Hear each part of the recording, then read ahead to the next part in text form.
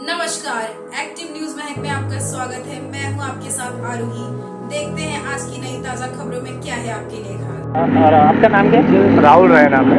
Okay Rahul ji, आपका और श्रद्धा का किस तरह का नाता था? क्या हुआ था आपके सामने? एक्चुअली सर मेरा दोस्त गॉडविन है, उसका खास फ्रेंड है वो। एक्चुअली उसको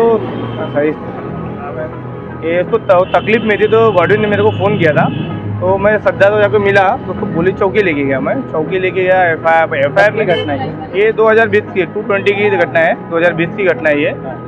तो मैं एक्चुअली लेके गया उसको पुलिस चौकी। पुलिस वाले बोले लिख के दो, लिविंगस्टन में लोग रहते थे साथ में दोनों जन।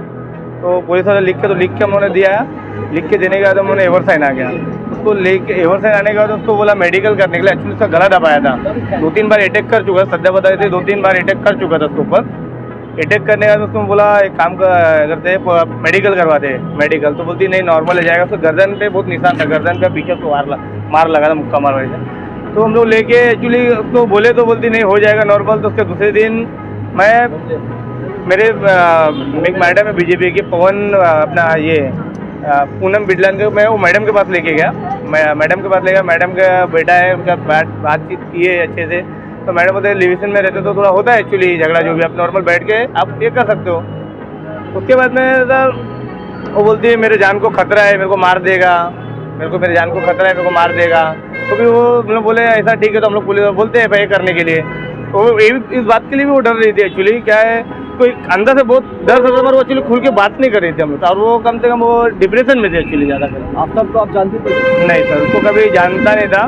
फिर कैसे मुलाकात हुई श्रद्धा की? उसको श्रद्धा से मेरे फ्रेंड की वजह से मुलाकात हुई है, गॉडविन भाई। अच्छा, तो वो लोग एक कंपनी में काम करते थे। अभी ये जो ओजोन हॉस्पिटल में जो एडमिट किया था, वो किसने एडमिट किया?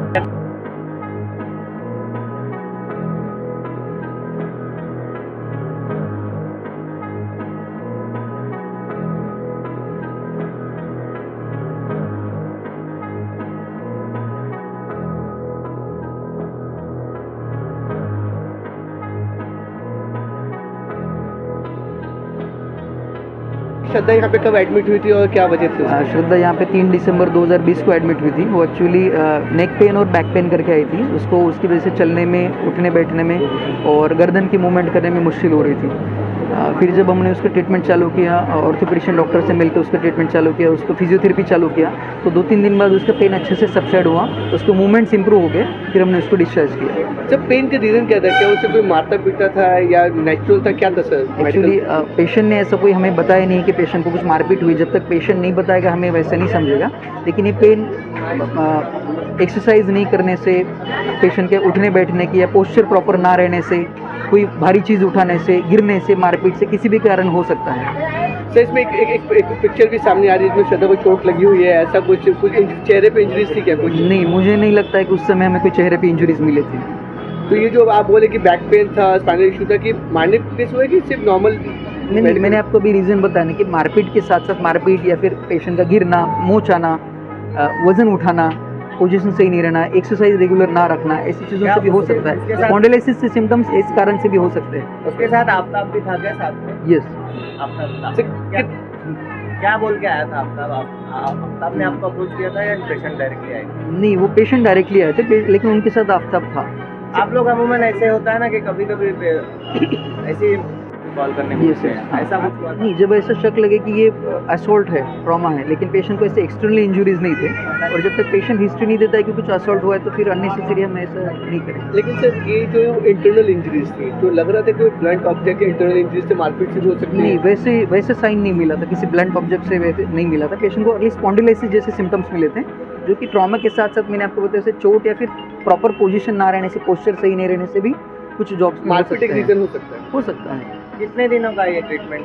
पेशेंट 3 दिन तक एडमिट थी और फिर 4th डे पे हमने उसको डिस्चार्ज किया। 3 तारीख से 6 तारीख तक वो एडमिट थी। 6 तारीख को हमने डिस्चार्ज किया। उसके बाद आपने फॉलोअप के लिए बुलाया था? उसके बाद पेशेंट फॉलोअप के लिए नहीं आई।